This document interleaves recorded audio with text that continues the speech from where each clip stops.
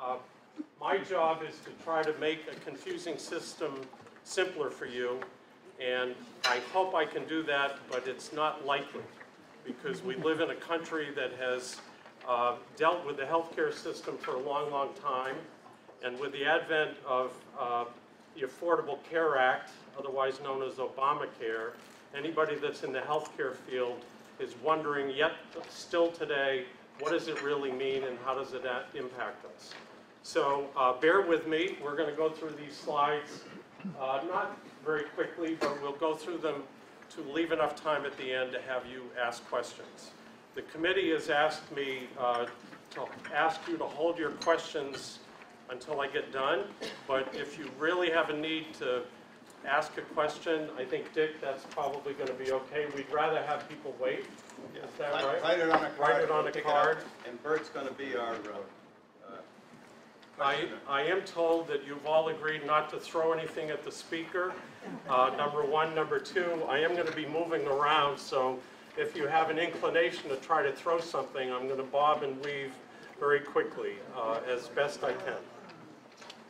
So we're going to talk about that system that I made reference to. We're going to ask you to think about where you may be on that continuum, where you are today and where you might be 5, 10, or 15 years from now. We're going to talk in detail about something called a continuing care retirement community. And if some of you don't know what that acronym means, I just told you, but think about Kendall and Hanover. And many of you know of Kendall. There was a big party there this morning. Some of you had some good food there. And so think Kendall in your mind when you're thinking about a retirement community, all right? And then we're going to talk about cost, because as you all know, if you live on fixed income or you depend on the stock market to produce income for you, it may be that you need to be cognizant of cost. And the costs, by the way, are going to vary all across the spectrum. So we are not going to do an in-depth discussion about cost specific to a type facility, but these continuing care retirement communities are expensive, and there's some risk inherent in the decision to move to them, and we'll talk a little bit about that. But most importantly, the reason our dear friend Bert Kanan's on the panel, before I say any more about my dear friend Bert, how many lawyers are in the room? Well, he's going to represent the law, as he does very well, and he's not going to be very kind to me when he asks me questions. We've already had that agreement that he's leaving on Sunday to go to warmer climates, so he's going to attack me with questions or challenge statements that I might make this afternoon. Okay? You all ready? So be prepared to get confused. So this first slide is really the beginning of how we live our lives in the United States. And what I'm going to do is just not ask you to focus on this, A, because it's kind of hard, although you do have it in front of you in the PowerPoint, but very simply, think of yourself living in Quechee here. You're living in your own home, and at some point, you may move through the healthcare system, and God forbid you end up in the hospital, or you may end up in a retirement community. So the chart is intended to work left to right, and you'll see on the top there are things that say want and preventive, and then down here it's more need-driven, okay? So that's the continuum that's very confusing. The committee said, Tim, you cannot possibly take the time to dive into every one of the elements on that slide, so we're going to reduce it down to you, reduce it to a level that's a little more easy to understand, I hope.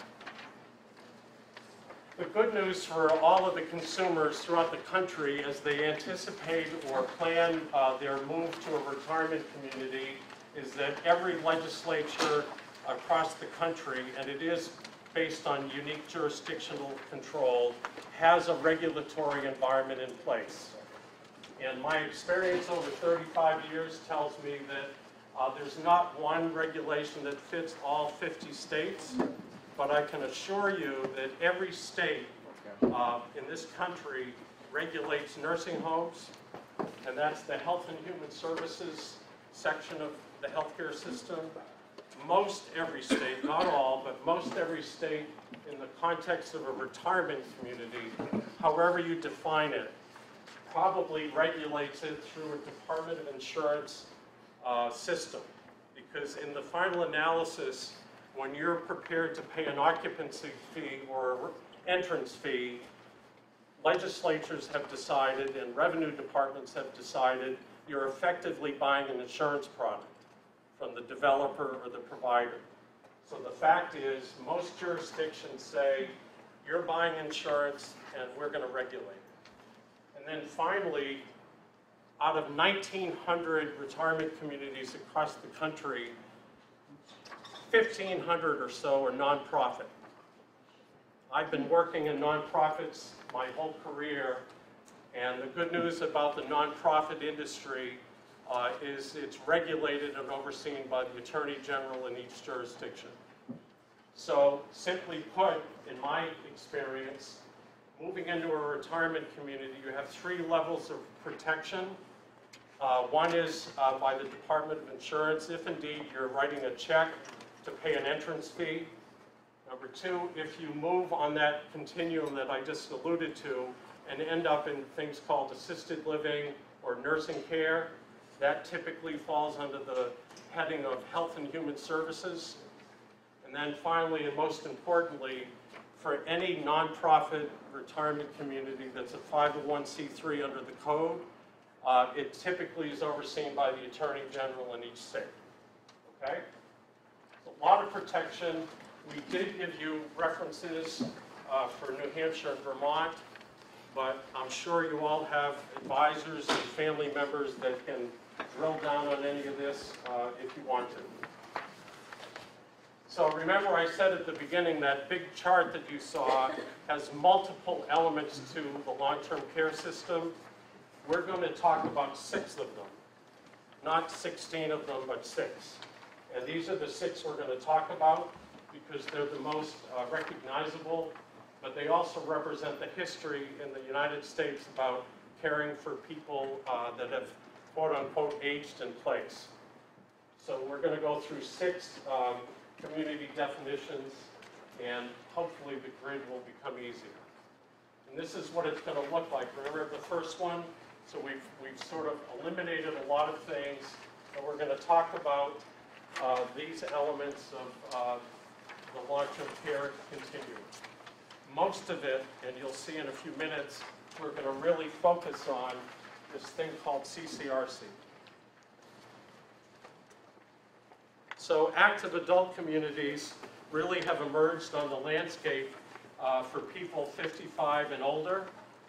They're really a communal type setting for people that don't want to, and you could imagine, in my opinion, that Quala could be thought of as an active adult community. And I'm not surprised, or wouldn't be surprised if somewhere in the history of this fantastic development that we've used the words active adult community. Ted, is that probably right?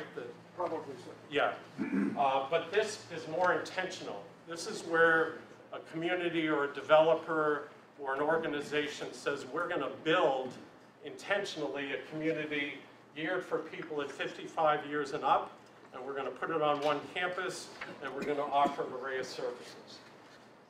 Rest homes are something that have been around since the beginning of time. They often take the form of homes for the aged. The organization, and I think it's all right if I talk about where I used to work as opposed to where I work now. Is that right, Dick? I worked in Laconia, New Hampshire for 5 years, and the Taylor home was 106 years old when I got there. It's now 111 years old. And that was a place that the community of Laconia, New Hampshire, someone said we need to take care of our seniors, however you define that, and someone built a home where there were matrons and 3 meals a day and housekeeping, and that was considered a home for the aged. And look at where we are now all this time later. For you folks that live in the area, the Westboro House in Lebanon may be familiar to some of you, and the Outreach House in Hanover is another one that would fit the definition or fit the rest home category.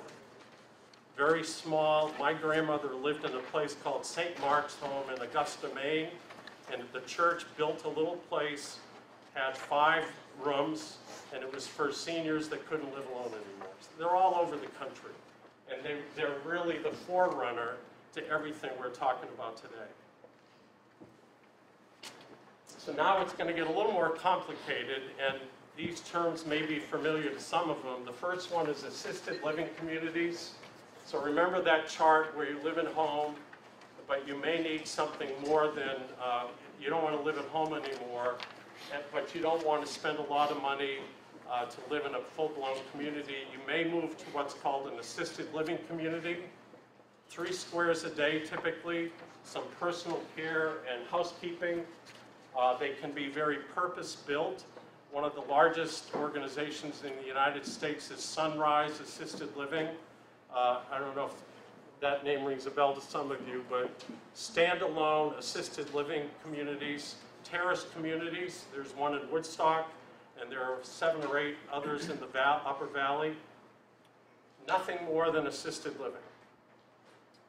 And the unit sizes, by the way, as the slide says, range from studios to 2 bedrooms, typically. A continuing care retirement community is really the, I was going to say 400-pound gorilla, but it's really, it encapsulates the entire healthcare spectrum and aging in place spectrum, and that's what we're going to talk about in a moment. Within that system of nursing home, assisted living, are also things called intermediate care facilities. Not skilled nursing homes, but nursing facilities that don't rise to the level of skilled care. Typically short stay, often take the name respite, and other services that don't anticipate long-term stays, but do provide services that go beyond assisted living and are often and most likely funded through Medicaid or Medicare. All right? Skilled nursing facilities, I presume we all know what a nursing home is. This is the sort of acronym, a SNF. That's, as you're approaching end of life, you may end up, or you may know people that have lived in a nursing home. It can be short and long-term stays. But nursing homes, I've never met anybody in 35 years when I give talks like this, when I say, how many people can't wait to move to a nursing home? I've never seen anybody raise their hand. They're fantastic facilities. They're an appropriate element of the long-term care system. We don't want to end up there. As a matter of fact, when I was talking to my colleague, Rebecca Smith at Kendall, you should know that they've decertified their nursing beds, their nursing home beds, and made it all sort of private pay, except 3 or 4 that they have skilled care for. Why? Because you all don't want to go to a nursing home. Never did, never want to, and you're going to do whatever you can, I suspect, to avoid that eventuality. And for high net worth people, which represents everybody in the room except Tim and Peggy Martin, many of you will be able to import care into your home.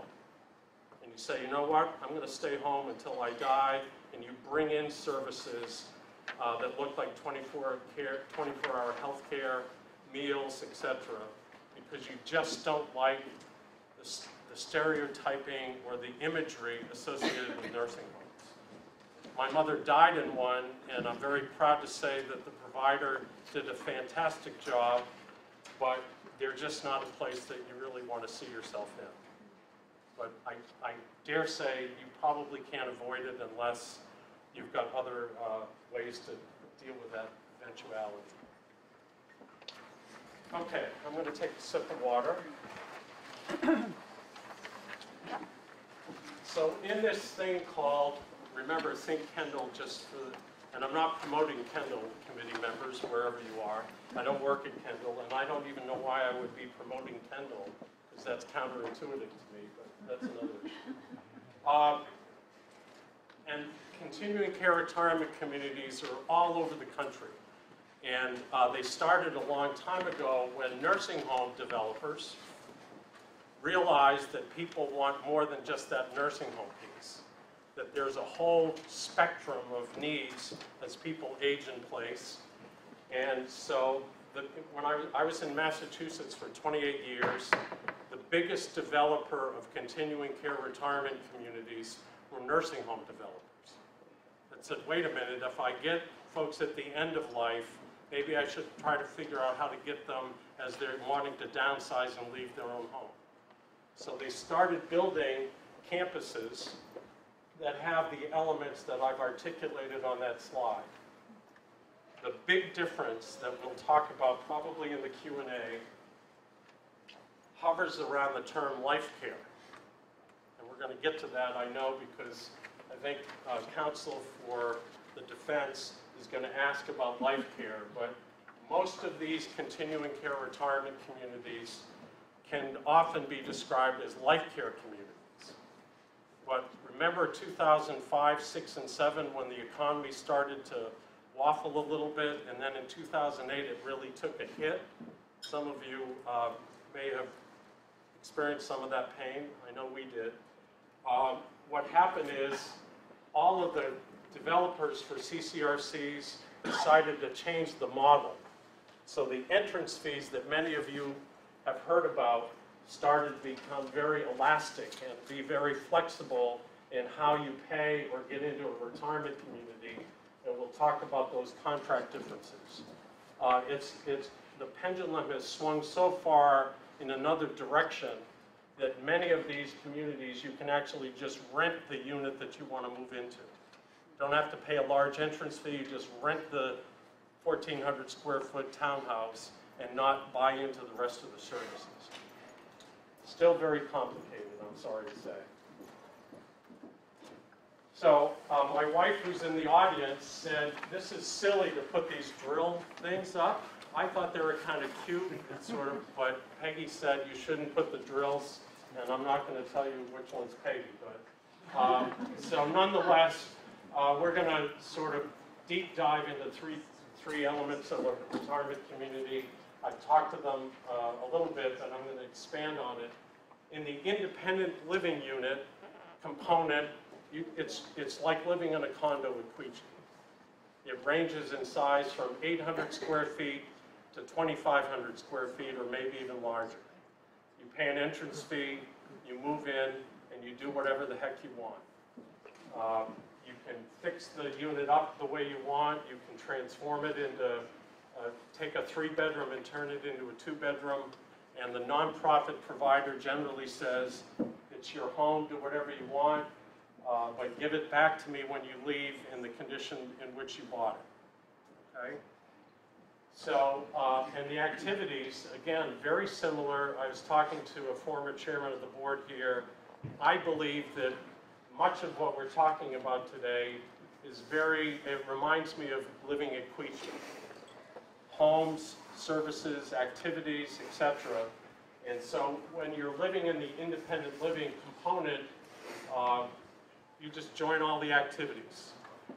And there typically are several committees, like there are here, that run the activities. There are often dedicated staff people, activities coordinators, fitness people, but you're completely on your own to do whatever you want. The irony, in my opinion, is that when organizations say it's independent living, I believe that the fact that you moved into a campus suddenly makes you dependent upon the organization that developed it for certain things. Lawn care, maintenance, roof replacements. But nonetheless, you'll hear the term independent, and that's one of the 3 sort of components. Assisted, I told you about 3 meals a day. So think of that arrow on that chart. You may have to move from independent to assisted to skilled care. That's the advantage of a continuing care retirement community, because it allows you to move on the system as your needs increase. And it's very often the case, not all that often, but it's oftentimes that you can move here for short-term rehab and then move back to assisted living or ideally move back to your independent living cottage or apartment. That's the goal of most providers, and I think that that's our aim in life, is to keep people out of the nursing unit as long as possible. Witness the fact that my friend in Hanover has decertified most of their nursing beds, kept a few of them, but changed the format. In this jurisdiction, in that jurisdiction across the river, retirement communities cannot provide skilled care reimbursed by Medicaid. You all know about Medicaid. Medicaid is the federal system that enables people, when they've run out of money, Medicaid pays the bill. With the proliferation of CCRCs in New Hampshire, there are about 9 or 10 totally. The covenant between the development community and the regulators was that none of them would require the state to pay the bill for the nursing care, i.e. Medicaid. How are we doing on time, Dick? You're doing fine. So, lawyers, get ready. You said you were a lawyer, right? So you've decided to move into a retirement community, and the first thing I do, and all of us do in the industry, is pull out a contract. The average age on entry, by the way, in these communities hovers around 80 years old. Doesn't apply to anybody in this room, I know, but the contracts typically take 3 forms. One is that you give them anywhere, and you'll see on the subsequent slide, anywhere from $44,000 to $1.5 million to live on the campus. The $1.5 million, by the way, relates to a place called Hebrew Senior Life in the Newton area of Massachusetts, Boston. Their entrance fees go up to $1.5 million to live on the campus. You can find them for small studio apartments in this region as low as $44,000. So anyway, if you buy the first type of contract, and this is where the industry gets beat up a little bit, because you'll hear the utterance, they take all your money and you never get any of it back. Anybody heard that from, some of you are shaking your head. What people fail to realize in the Type A contract is the reason that happens is because we're amortizing that entrance fee down to 0 in return for life care. Keyword, life care. So it's not fair to the industry or the sector to say they take all your money and you get nothing back. Well, in fact, what you get is a promise and a guarantee that you'll never have to leave, regardless of your ability to pay. So that's one contract. The Type B contract is an entrance fee that may or may not amortize, so you may get part of it back, and the monthly fees are fixed, and there's a refundability of that entrance fee depending on the nature of the contract. I would submit to you that the Type B contracts are going out of style because of the change in the demographics, and also because the Type A and the Type C are so dominant in the sector that the Type B models are few and far between. The last one has become very popular based on the proposition that you do not want them to have all your money, and so you want to get something back. So you pay an entrance fee, but the second bullet's the key one relative to the Type A. There's no guarantee for life care. So you move out of Quechee, you move into a retirement community because you have a place in Florida or the Carolinas, but you just don't want to pay property taxes anymore. You don't want to pay maintenance on your house or condo, but you want to live in a community that has all sorts of activities, services. But the Type C contract says, nope, you don't get a guarantee of life care, but you can live there and we'll give you back some of your money. And we'll talk about that on the next slide. And as I said earlier, what's happening now because of this sort of the real estate market is starting to get better, but many of the nonprofits that I'm familiar with say if they have inventory that hasn't been occupied, many of the nonprofits are now saying, just come in and try us out. So many of them, interestingly enough, in the New England area are saying, come in and stay for the winter. We'll have a lot of fun. You don't have to drive to Florida. And the hope of the nonprofit would typically be, if I can get you to come in for the winter, just pay monthly rent, no entrance fee, you might say, holy crap, this is great, and I'm going to stay. Make a whole bunch of friends, and then in the spring, you put your house on the market, and then you decide to move in. Very attractive for the nonprofit organizations that have inventory that, for whatever reason, hasn't turned over. All right? So I said, here's what it costs. $44,000 is the lowest I've seen, up to $1.5 million. The entrance fees are refundable, as I said, based on an amortization schedule. But if you have life care, you can still leave. So if you leave within that amortization period, you will get some of the entrance fee back, but it all depends on when you leave within that sort of cycle. And the recent trends that I've seen across the spectrum is the refund can be 50, 75%, or 90, again, depending on the contract model that you purchase. So the first one, that Type A, remember, you're committing, you've made a decision to stay there until end of life, and you buy that life care contract. Alternatively, you can buy that Type C contract that I mentioned, and for which you get some percentage of the entrance fee back. The kicker on the Type C contract is this phrase right here. So you give me $350,000 for 1,600 square feet. You pay a monthly fee for all the overhead and services, and you say, you know what, I'm going to really move to Florida. I still don't like New England winter. And I say, that's fine. I'll give you your money back when I find someone to move into your unit.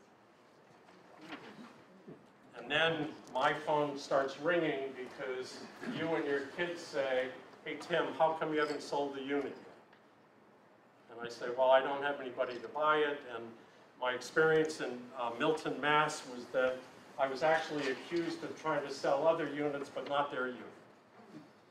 Because if you're waiting to get 90% of $400,000 back, it's a lot of money to have in someone else's hands. But that's the nature of the contract, which is why lawyers are very important. Monthly fees, this is also very controversial. It depends on the overhead of the organization.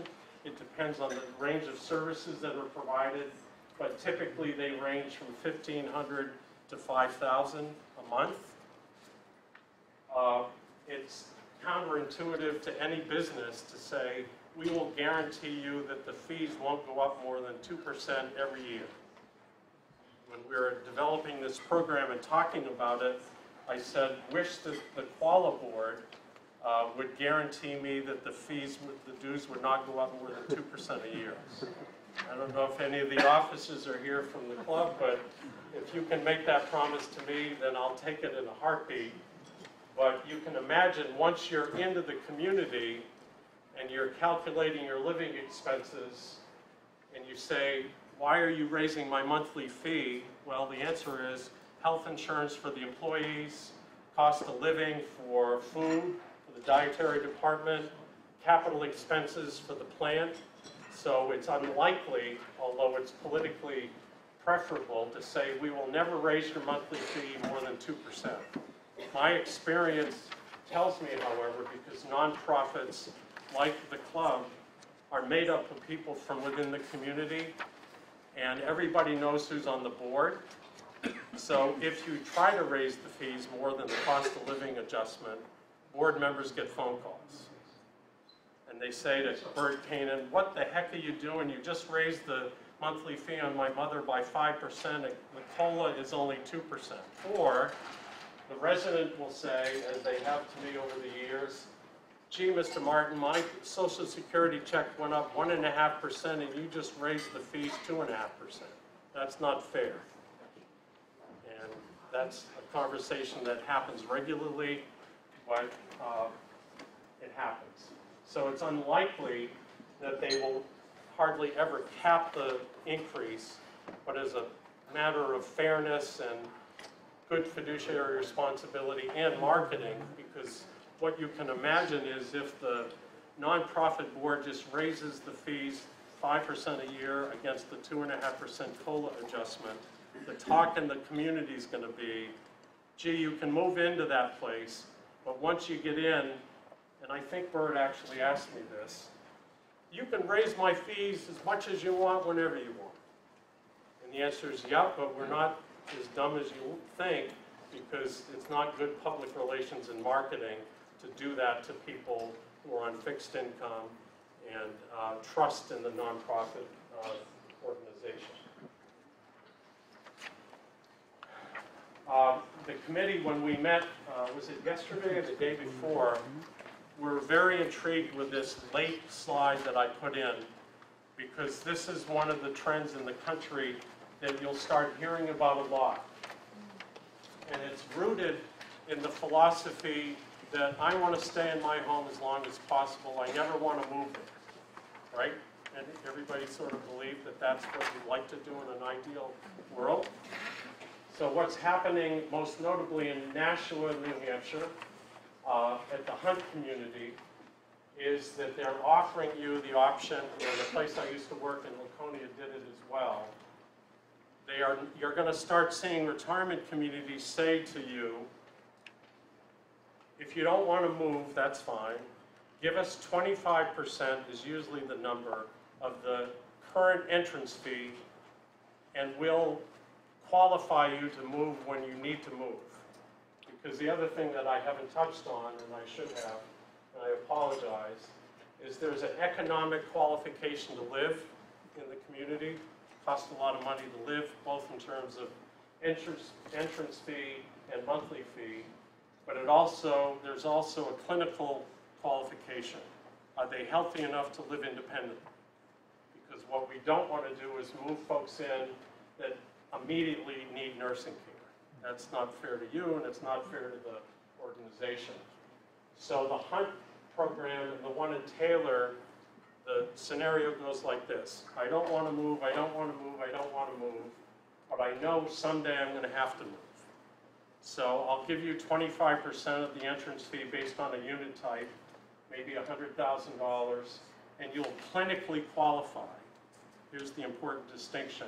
We're going to qualify you now, and so when you have to move or want to move, you don't have to go through that clinical examination again 2 to 5 years hence.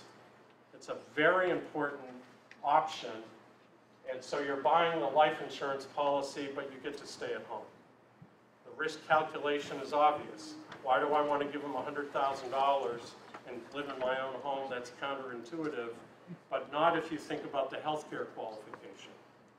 So you're guaranteed by the organization that you'll get in when you're ready to move based on other circumstances. And I hope that's clear, and if it's not, you should be writing questions down and passing them in. Here we go. Here's the promotion for lawyers.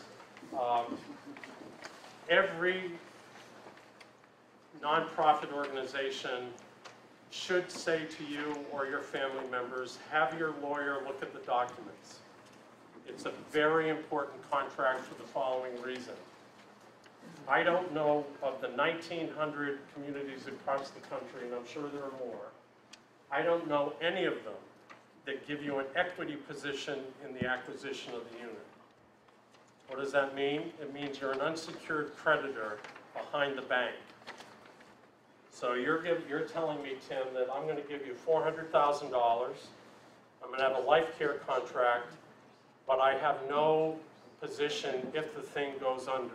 If it goes into receivership, if it goes into bankruptcy, I'm an unsecured creditor behind the primary lender or tax-exempt bond structure, however it may be built, financed.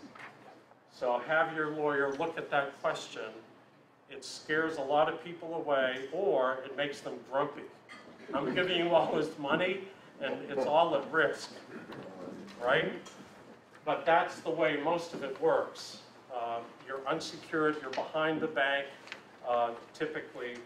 What I can tell you, as a matter of fact, is there have been probably less than 10 or 15 bankruptcies all over the country in this sector. The first one and most notable was in Pennsylvania, where the residents of the community, when the community failed, lost their entrance fees. All right?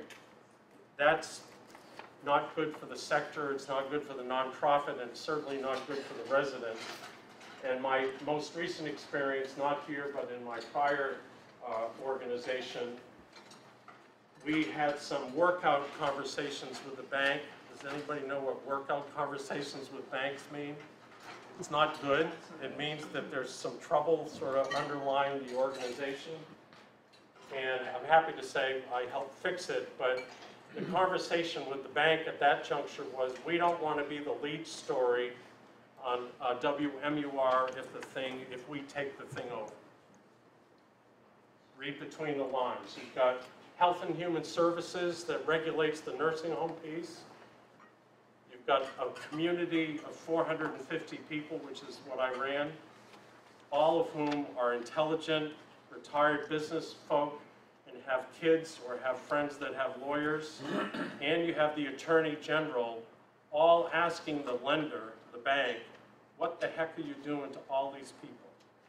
So the utterance by the bank was, we'll figure out a way to make it work because we don't want to face that possibility of bankruptcy or failure. So it's unlikely, and again, it's less than 20 in my experience that have ever gone into Chapter 11, but subsequent to the one in Pennsylvania, all of the banks, all of the regulators, all of the politicians have figured out a way, notwithstanding the legal subordination of the lease to the letter of credit bank, the residents have always been protected. Because it's not a pretty story in the newspaper, in my case, that a bank out of Toronto foreclosed on and took away everybody's life savings because of poor management. Not me, by the way, I did a great job. So when I was talking to one of our fellow members a week ago, who's now enjoying his life in another part of the country, he said, Tim, this looks great, but you forgot one person, and that's your tax advisor and your accountant. After you get over the shock of, I'm going to write you a check for $400,000 and I'm not secured, how does that affect my income? How does that affect my ability to pay? And I was debating whether to put the financial advisor ahead of the lawyer or the lawyer ahead of the accountant. Suffice to say, you need to talk to everybody that has influence over your life savings and your future. So I'm going to stop. How did I do on time? 4:05. Too fast? As you have questions, raise it, we'll pick them up, and then Bert has some questions already. So the only other thing I'd say in closing is, and it's a worn out phrase, if you're thinking about doing this, do it when you can. Don't do it when you have to. If any of you have dealt with or worked with a family member or friend that goes to the hospital because they waited too long to make this decision, the worst thing that can happen is for someone to come running into our office and say, do you have a place for my mother and my father because they can't live safely at home anymore? So that, making a decision under pressure, duress, or financial calamity is never a good time to do it. It's better to do it when you can because you'll enjoy it more. You'll get to enjoy the benefits of the community, and I would urge you, and I'm delighted to see so many of you here today, I would urge you to think about doing it in advance. And the other thing that, referring to our friends in Hanover, you've heard or will hear, there's a long waiting list to get in. That really depends on the unit type that people want to move into, all right?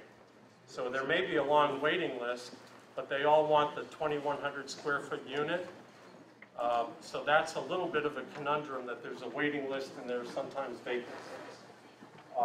As I said, I've worked in the nonprofit sector my whole career. I believe in them. All due respect to for-profit developers, nonprofits, just like Paula, are made up of people from the community and for the community, and they're overseen by the Attorney General's office.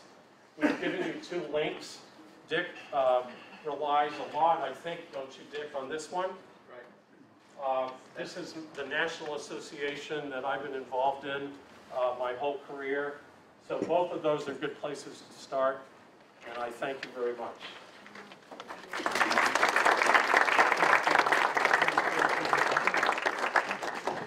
Be nice. Can you guys hear me? Yes.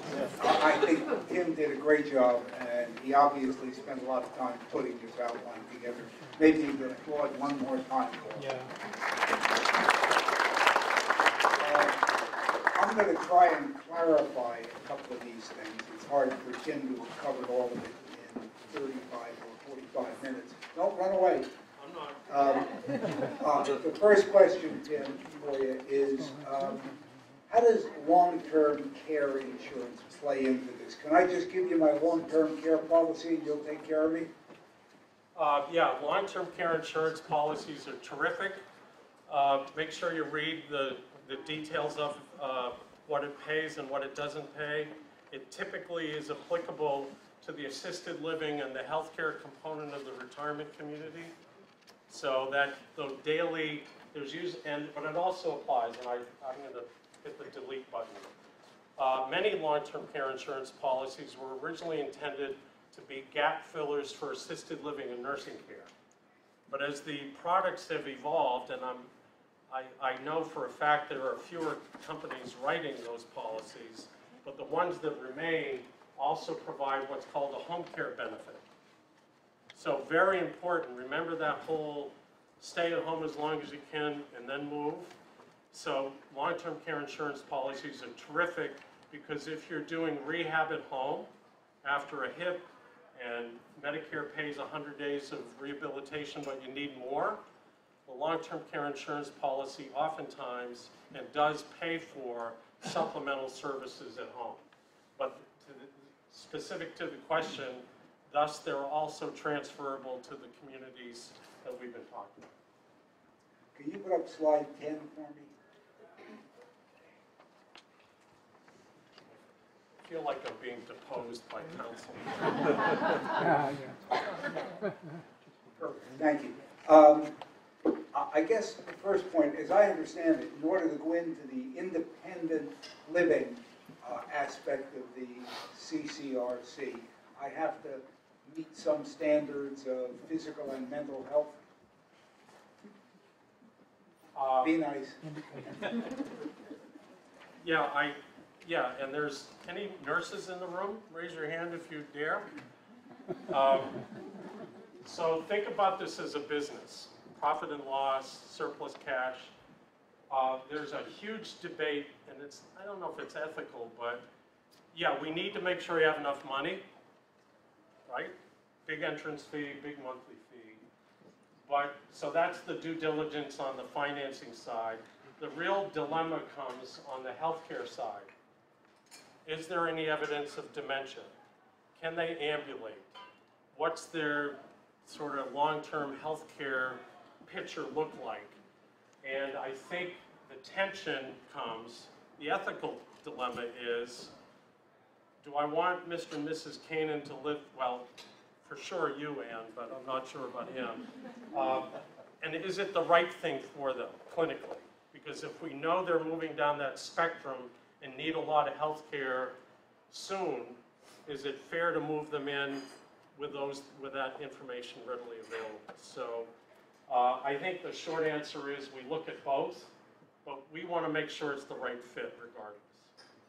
So is that because what I'm going to pay in the independent living is sort of going to carry me through into assisted living and nursing, and so I'm sort of, in a sense, building up a surplus of money from my monthly payments in independent living?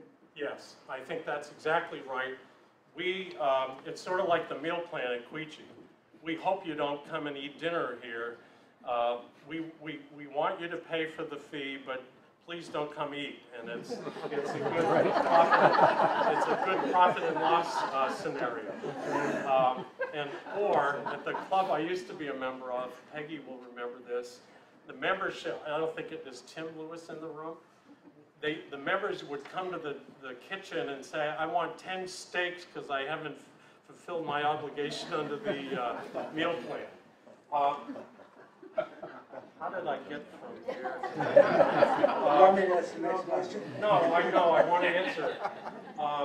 In a life care community, as differentiated from the type C, remember A versus C, the monthly fee is typically the same regardless of where you live. All follow that? It's one fee throughout your entire life. In the type C, it's more a la carte, so you pay for independent living less, you go to assisted, it's more, and you go to nursing, it's more.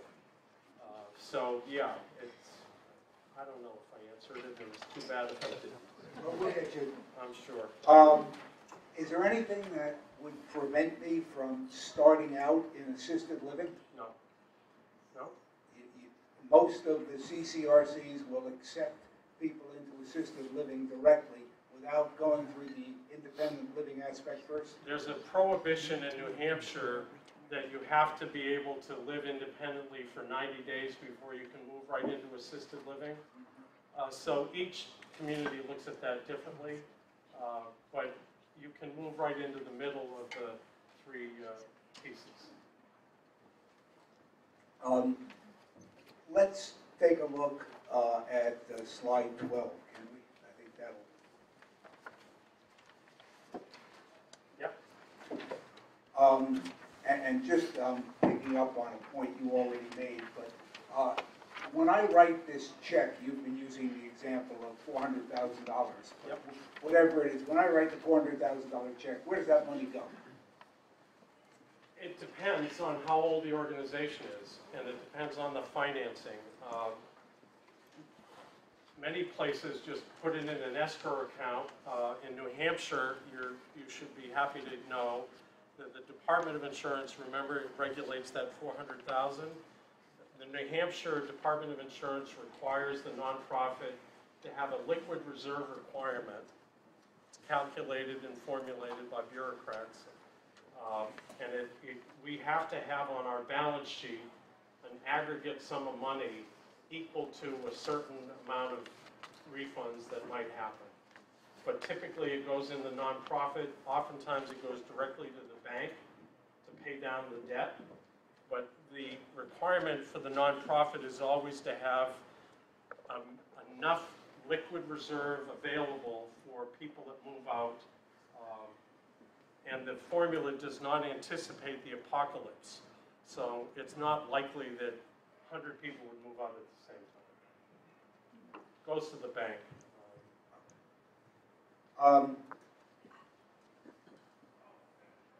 Are these entrance fees negotiable? You knew that was going to happen. You gave him the microphone. What? You gave him the microphone. So I just heard someone say everything's negotiable.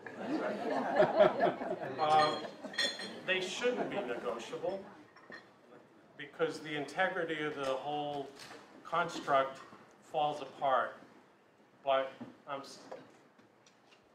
going to say no. The way I have done it, it's not negotiable because the minute you do it for one, the whole deck of cards falls down. But organizations, when they have a lot of vacant units and you need cash flow, you make some concessions, but I would be disappointed if a lot of them are negotiable. How about even if I said, well, you know Never what, mind. Instead of paying you X, I'll pay you Y, but we can amortize it over a different period. Just stop. The other reason they're not negotiable, and this happens, so you've moved into the retirement community and you're all having coffee in the cafe or lunch by the pool, and you go and say, How much did you pay to move? And guess what? Everybody knows what everybody paid. And damn it, if one person pays less, guess what? They're coming to Tim's office and say, wait a minute. So that's why the integrity of the organization, governed by a board of directors who have a fiduciary duty ultimately to the Attorney General, it's not a good idea to negotiate, but I would be foolish to stand here and say that deals are made. And when you're under that kind of financial pressure to fill up the units or be empathetic to people, I think some people make deals. Tim, this is obviously an industry or business. Where on the supply-demand curve are we today? I mean, obviously, if there's more CCRCs looking for people than there are people, you can get a better deal. On the other hand, if there aren't very many of them, there's waiting lists and large entrance fees. Where are we today on that supply-demand curve? I think we're sort of waiting to see what happens to the boomers and waiting to see how quickly the recovery takes place, because for most people that move into these communities, the predicate is sell your house, raise the capital from that. So let's say you sell for $800, you pay $400. People have done the math and have figured out how much they need to live. So I think we're sort of at a standstill at the moment. But there's a lot of anxiety and a lot of strategic thinking about baby boomers, because there's a big wave coming. And I think there are a lot of people in the community that would like to start building and proliferating the model, but I think a lot of people, like in most sectors, they're sitting on a lot of cash and waiting. In terms of determining or evaluating the financial solvency and strength of a CCRC. Yep. First question, are the reputable ones willing to give me their financial statements to look at? If they don't, I'd think twice about moving in. Remember, all of you probably know that you can get a 990 tax return, which is the nonprofit sort of filing. That's all public information. So if you're a public charity chartered under 501c3, you're obligated in each jurisdiction to put that financial information out. Where I was before in Laconia, and man, God help us, at the end of the year, we publish a certified audit, and we make the audit available to the residents. I can barely read a financial statement, so many people get the financial statement, don't know how to read it, look at all sorts of language and jargon and panic, but the answer is they ought to show it to you, and if they don't, you ought to think hard about why they're not willing to share. And what 2 or 3 things would you look at on the financials of the CCRC to determine their financial strength? I think balance sheet is obviously the place you look, but I think more importantly for the layperson, the notes to the financial statement, that really, someone once told me, if you want to learn how to read a financial statement, go to the notes first and then work backwards to the beginning of the audit. But balance sheet for sure, debt structure, reserve requirements. I would say debt structure is a big part of it, because most campuses are sitting on large parcels of land, and you need to know how it's financed and what the debt structure is, because many of them use tax-exempt bond financing, and there's usually a letter of credit bank that ensures that the money that was provided is secure. So I think the balance sheet, reserve requirements are very important against that return of the entrance fee, and then cash flow activities. Where are they spending their money? And the other thing that doesn't happen in most of them is they don't, and I don't know if we do it here, most of them use depreciation as a line item in the financial statements, because you've got this big asset, it depreciates over time.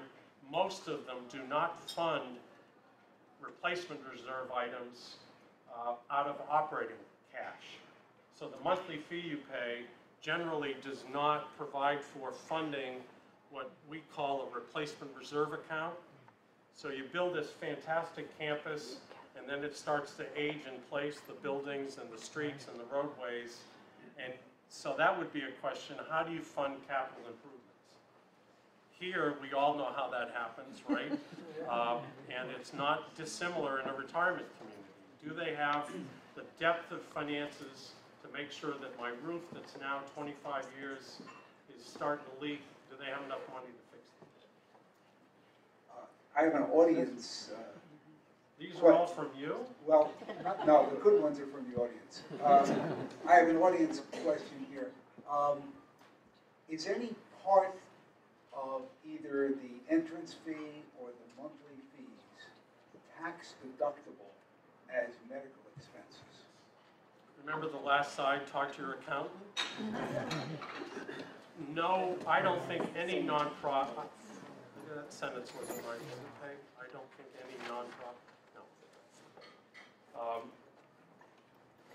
Many residents and their CPAs take a deduction for the piece of the puzzle attributable to healthcare. And many try to take a piece of the monthly fee attributable to property taxes. Remember, the good news for you when you move in, you're no longer paying property taxes. The nonprofit negotiates a payment in lieu of taxes. They negotiate a tax deal with the jurisdiction, and you're not paying property taxes directly, but that monthly fee, so let's say it's $4,000 a month, you're paying $48,000 a year, and you're asking, can I deduct any of that? Many folks will come to me and say, what portion of the annual budget, the place I ran before was 23 million, what portion of the 23 million is attributable to healthcare or taxes, and you divide that by the number of units, and so on and so on, and some people take deductions, but most nonprofits will not offer tax advice, because that doesn't get the nonprofit administrator anywhere when he says, yeah, I would take 5,000 as a deduction. So people do it, and I think there's tax law and opinions that allow it, but check with your CPA. Let me come back to the slide now, Tim. Yep. And I want to ask you some questions about this life care guarantee. Yep.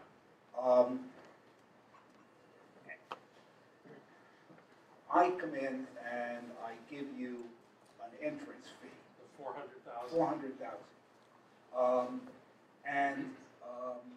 Then I still have to pay a monthly fee. You do.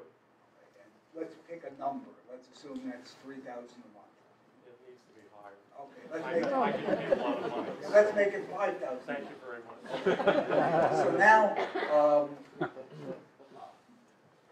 how do you know that I'm going to be able to keep paying you that $5,000 a month? Well, that's a great question. Most nonprofits do an actuarial test. There are actuaries all over the country.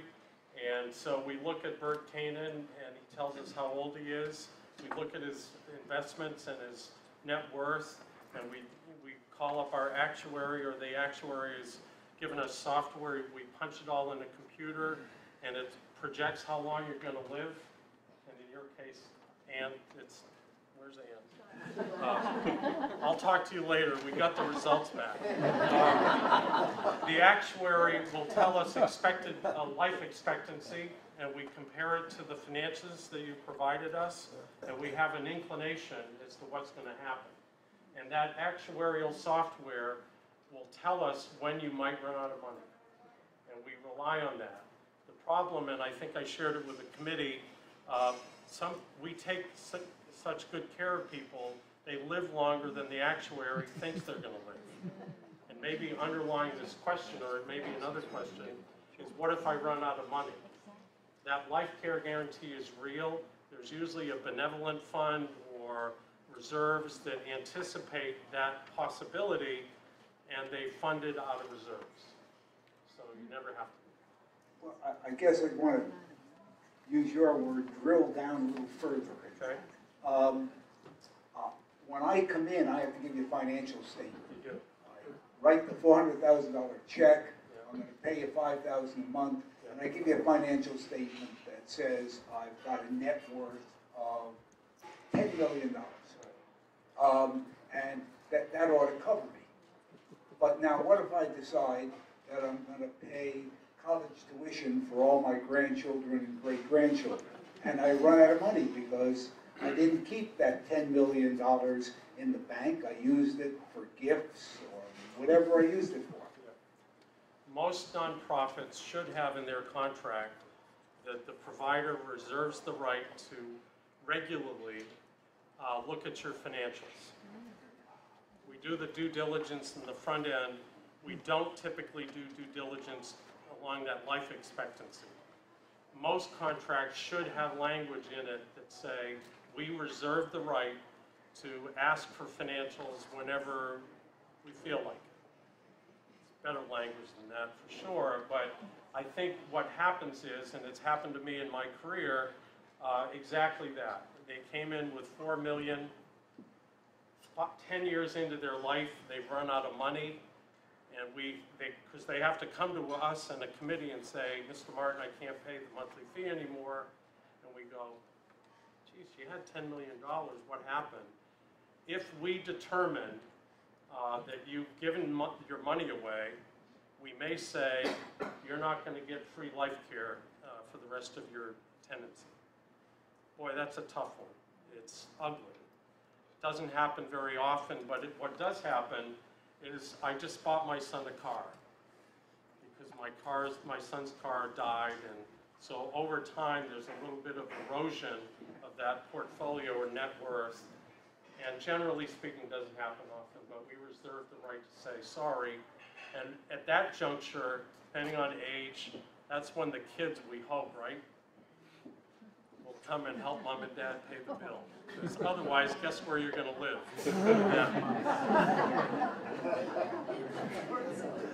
So I guess back to the ugly part. In fact, if I run out of money and you've decided that I have You're irresponsible. been imprudent, I'm essentially out. Correct. I did that where I worked prior to where I am now. Those are the kind of things we don't want to talk about, but those are the kinds of things that people ought to know about. Absolutely. Now, the type C... I didn't get a Christmas card from that resident. The type C contract, Yeah. that doesn't have any life care with it. Right. That's a pay-as-you-go? Well, it's an entrance fee, some percentage back on reoccupancy, and pay-as-you-go. And that pay-as-you-go, the fees would escalate as I need more care. Correct. Back again to the life care guarantee. Yep. I'm guaranteed life care where? In New Hampshire, remember there was some reference to you can't have skilled nursing care on the campus.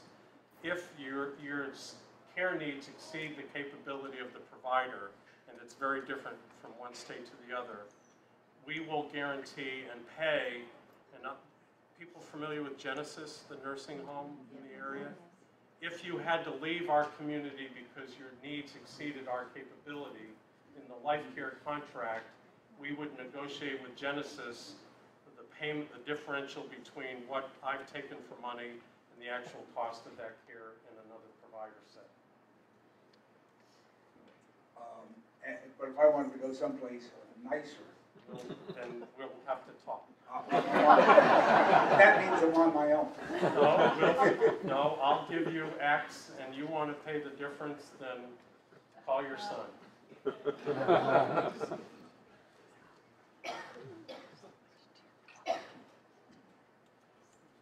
You currently work at the Woodlands. Yes. Can we use, would it bother you if we use that as an example? Only if the committee, because this is going to, you have to talk to the, I just need to use something as an example, Use it. and I don't want to continue using Kendall as an example. Go ahead. How do I, well, maybe it'd be helpful. Tell the people where the Woodlands is. It's in Lebanon, part of the Alice Bechdé hospital system. And you run, that has, the Woodlands is a CCRC? Yes. How do I, if I come to the Woodlands, how do I protect myself against a decline in services? And let me tell you what I mean. I come to look at the place, and I could pick Kendall or any place else to answer this question. I come, I look at the place, and you say, gee, one of the nice things we have here is we have every night for dinner, we have a choice of 4 entrees, one of which is vegetarian, another which is gluten-free. Yep. And I think that's great. Yep. And now I write you my $400,000 check, Yep. and I move in, Yep. and there I am, and you start serving me gruel. Gruel is what you serve me. Yeah, but you wouldn't know what it was anyway. So. What can I do about that? Well, first of all, give me a little more credit than that. Because your dinner mate's going to say, wait a minute, doesn't happen. If your healthcare needs require you to be on a restricted diet or a different dietary plan, the chef is going to meet with you and your family and the nurse and the doctor and say, puree the lamb chops to something that's less appetizing than the lamb chop. Well, when you say this isn't going to happen, it may not happen on your watch, but let's assume it wasn't your place I went into, it was someplace else, and let's assume that their operating expenses went up. Yeah. Can we change the menu? Or you limit the menu, or somehow the services decline. You reserve the right to leave, and that happens. You reserve the right to leave, and you get some of your money back when you leave. I have a couple more questions. While Tim is looking at Bert's looking at it, how do you pick the location? What are the sensitivities as to where and which type of unit in the United States you pick? Well, the short answer is the sector would tell you that most people move within 3 to 5 miles of where they grew up. Number one, that's however they define home, that's where they move to, unless there are children involved that say, Mom and Dad, I want you to be near me.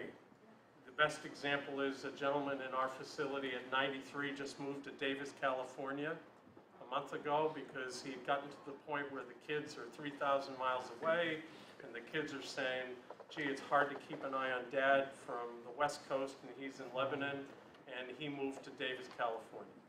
So typically though, people sort of end up living where they've lived a long time because of profession or family members, but the sector would tell you it's within 3 to 5 miles of where they've sort of established their roots. So if you went to Dartmouth and you retired in Hanover, it's not likely, unless there are kids involved, that you're going to move to Scottsdale unless you just want to be in a warm environment. Yeah. If I enter at the assisted living level, I'm going to pay the fee at that level? If you're in a type C CCRC, the a la carte model, no life care, you just go into assisted living and you pay the monthly fee with no entrance fee. Right. If you're in a type A, it's a whole different scenario, and I don't know what many of them do about that point of entry in the middle of the continuum.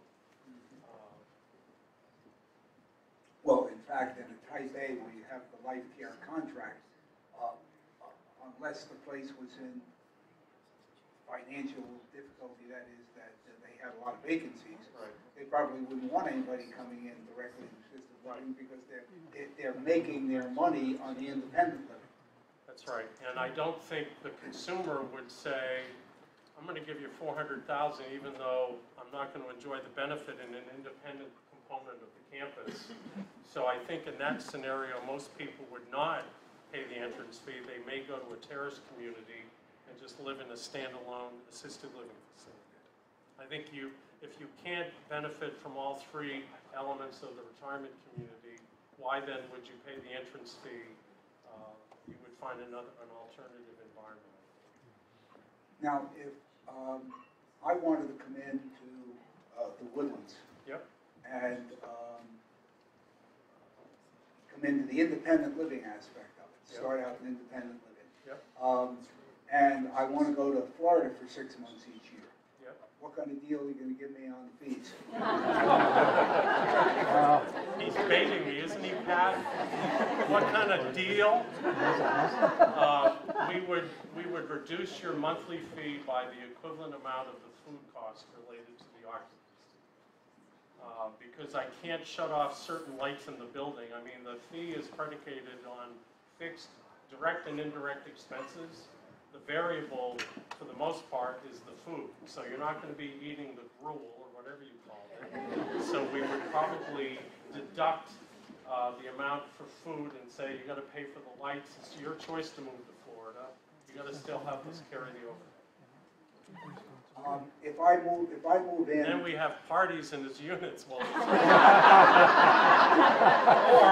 better yet, because we're this unscrupulous developer, we would sublet the unit. He wouldn't know the difference, and we make more money on it. Is there a rating system for CCRCs? Yes. It's called the Continuing Care Accreditation Commission, another acronym, CCAC. I don't know who's running that organization, but if you go to the leadingage.org, there is a continuing Care Accreditation Commission. It's equivalent, if you will, to JCAH, Joint Commission on Accreditation of Hospitals.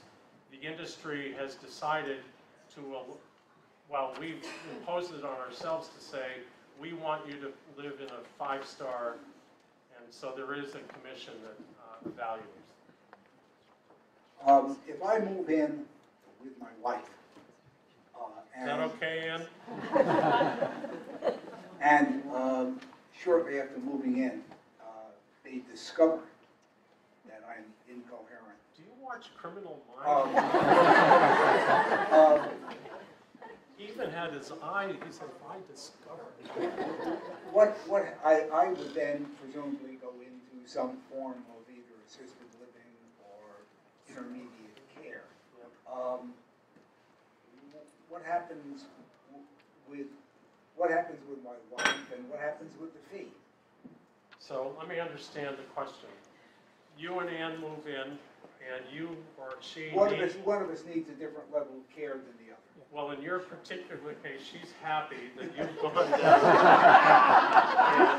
and you don't know any better, and so the answer is, in most places, that's the beauty of living on a campus that has those levels of care. You typically renegotiate the contract. You're in assisted living, and she's in independent living, and you get to see each other all the time. So the contract is renegotiated to recognize that change in status. But when the contract gets renegotiated, the fee goes up because necessarily. she's still staying in the I think independent unit and I'm in this. Yeah, something's going to change, and I think it's unique to every retirement community how they handle it. I don't think there's one answer to that question. This is a question that I think I know the answer to, and I'll let you give the bad news. No, you answer it. The question is, if investments crash in the future, then what would residents without fixed income and risk capital do today? Call their kids? You mean they no longer have the ability to pay? I think that's the The question. answer is pretty obvious. It's a hard conversation. Unless we made such a good deal on the front end that we could sort of dip into the... We work very hard, because we are nonprofits, we work very hard on the front end, both on that actuarial life expectancy scenario, it's a huge risk to let people run out of money, because most nonprofits don't have sufficient benevolent funds to support those that have run out of money. The place I ran in Laconia, for 31 people, we were writing off $1.2 million in uncollected fees. Good for them, not good for the P&L and the business. So we work very hard, but you can't solve every situation with one calculation. One more question. Thank God. He paid me to say that. Let's go back to slide 10, if we're good. Boy, am I glad he's leaving on Sunday. Is there any reason why an assisted living facility could not also have a nursing component? Yeah, it's regulated by Health and Human Services, completely different operating requirements, staffing ratios. In New Jersey, remember I mentioned Sunrise, big developer, and it, as a matter of fact, on the news last night, Massachusetts, a lot of my colleagues are going through issues related to unsafe care provided in assisted living facilities. But Sunrise in New Jersey litigated the question about it's assisted living, licensed, regulated, but the person's needs have now exceeded the sort of plan of care, and they're really nursing home level of care. And Sunrise argued against the regulators that we're going to keep them as long as we can. So everybody's trying to keep you in because it's $5,000 a month, $6,000, and if you move them out, then your business plan starts to crater a little bit. Okay, we're getting close to the end. You have an evaluation form. We would like you to give us your thoughts. Secondly, the plan is next month in November, we're planning in the early stages to have one on advanced directives. So it's going to be focused similar to this, probably more than one speaker, but that's upcoming. Keep tuned to the website. There was a hand. Dick, did you have a question? Yeah, I wanted to know if hospice care and palliative care can enter your facility. Yes, absolutely. It's a big part of the continuum. Many of the providers have it as part of their sort of business model, but more often than not, we encourage that, and we usually work with home health agents, nursing, visiting nurse associations or direct hospice care providers. And I thank you for that question, because we are talking in many cases about end of life, and it's a very important part of letting people die with dignity, and we encourage a hospice to come in and supplement what we're doing. Thank you very much for that. Good. Well, I think Tim and Bert deserve a round of applause for all good information.